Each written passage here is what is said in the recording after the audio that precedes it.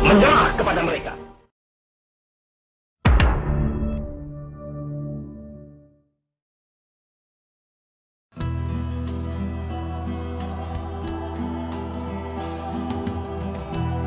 Peristiwa pertempuran pada tanggal 10 November 1945 di Surabaya sebenarnya merupakan dampak yang dipicu oleh peristiwa-peristiwa sebelumnya, mulai dari kedatangan pasukan Jepang di Indonesia pada tanggal 1 Maret 1942, yang kemudian melahirkan perjanjian Linggarjati antara Jepang dan Belanda. Namun, hal utama yang menjadi latar belakang pertempuran Surabaya adalah pengibaran bendera Belanda di Hotel Yamato pada tanggal 18 September 1945.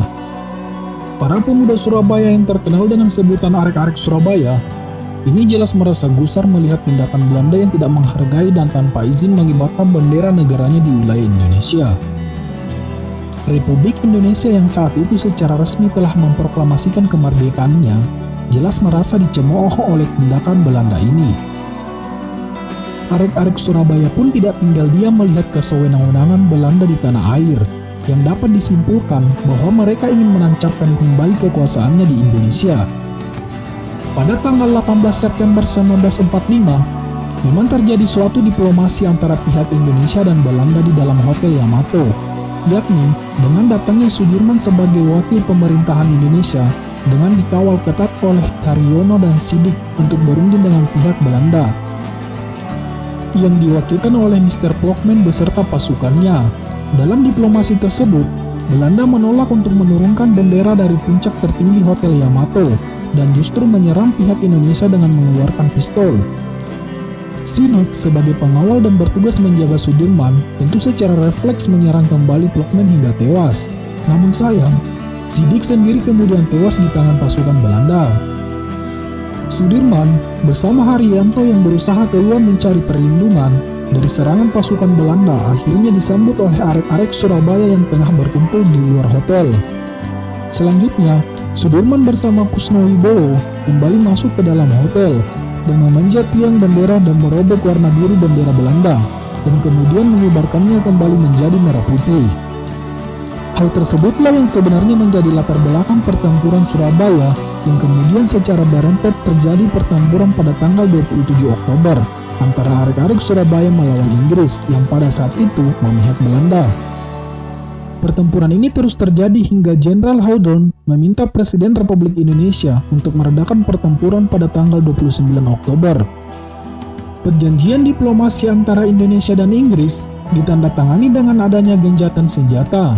Namun, pada hari berikutnya, karena masih labilnya kondisi psikis para pasukan, baik dari Indonesia maupun Inggris, kembali terjadi pertempuran antara Indonesia dengan pihak Inggris yang menewaskan Jenderal Malabi. Setelah peristiwa yang menewaskan Jenderal Malabi tersebut, pihak Inggris mengutus Robert Monsert sebagai penggantinya, yang kemudian mengeluarkan ultimatum terhadap pihak Indonesia agar para tentara maupun pemuda bersenjata menyerahkan diri dengan batas akhir tanggal 10 November 1945, serta menyerahkan senjata mereka sebelum jam 6 pagi. Ultimatum yang dikeluarkan pihak Inggris tersebut jelas membakar amarah para pejuang, hingga menolak semua keinginan tersebut. Hari bersejarah tersebut benar-benar datang pada tanggal 10 November. Pasukan Inggris secara membabi buta melakukan serangan terhadap pasukan Indonesia dan rakyat di Surabaya. Kendaraan tempur seperti pesawat dan tank milik Inggris semua dikerahkan untuk membumi hanguskan Surabaya. Serangan udara dengan menjatuhkan bom di daerah pemerintahan Surabaya jelas mengakibatkan banyaknya korban jiwa dari pihak Indonesia. Siapa yang tak marah jika tanah air mereka diusik oleh pihak luar?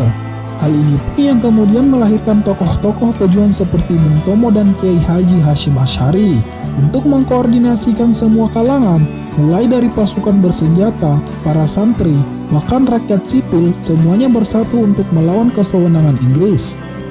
Pertempuran 10 November 1945 menjadi pertempuran terbesar sepanjang perjuangan Indonesia dalam mempertahankan kemerdekaan. Ribuan rakyat Indonesia tewas dalam pertempuran tersebut, begitu pula dengan pihak Inggris. Pasukan yang didatangkan dari India juga menjadi korban dari pertempuran tersebut. Tercatat, lebih dari 10.000 rakyat Indonesia dan juga pasukan Inggris tewas dalam pertempuran Surabaya. Karena itu pula, hingga kini pemerintah Indonesia selalu mengenang peristiwa tersebut dengan memperingatinya sebagai Hari Pahlawan pada tiap tanggal 10 November.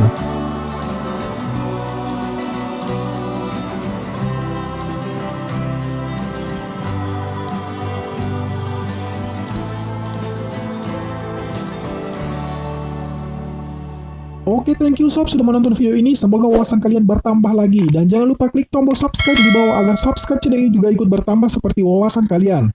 Sudah? Oke, thank you. See you next video. Bye.